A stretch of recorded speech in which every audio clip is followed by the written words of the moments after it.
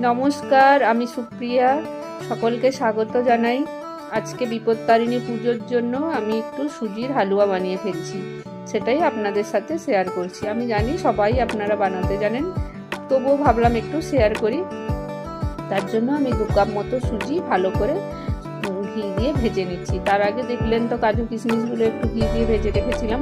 একদম সিম্পলভাবেই বানাচ্ছি, কারণ আজকে পুজোর জন্য ব্রত আছে, ওটা জন্য আজকে তো কোনো নোনতা খাওয়া যাবে না, সেজন্য একটু সুজি, আর মামের একটু ইচ্ছে লুচি খাবে, তাই সুজির হালুয়া আর লুচি বানাচ্ছি। সুজিটা ভালো করে ভেজে নিয়ে একদম লাল করে ভেজে আমি দুধটা দিয়ে দিলাম। দুধ দিয়েই সেদ্ধ করব। এবারে দুধটা ভালো করে সুজিটা সেদ্ধ হয়ে যাওয়ার পর আমি একটু চিনি দিয়ে দিলাম, পরিমাণ মতো, একটু নয় যতটা লাগবে আর কি।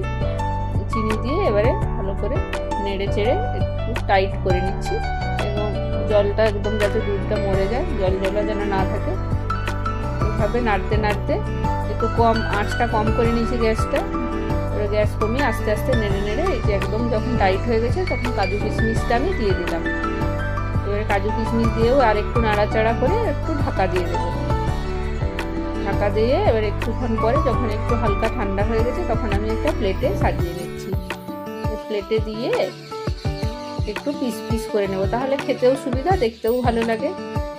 হয়ে গেল আর কি। নিরামিষ দিনে আর ব্রতর দিনে তো আর কিছু খাওয়া যাবে না, এটা লুচি দিয়ে এটাই খেতে হবে। আমার যদিও বেশি মিষ্টি জিনিস খেতে ভালো লাগে না, কিন্তু কিছু করার নেই, আজকে খেতে হবে এটাই।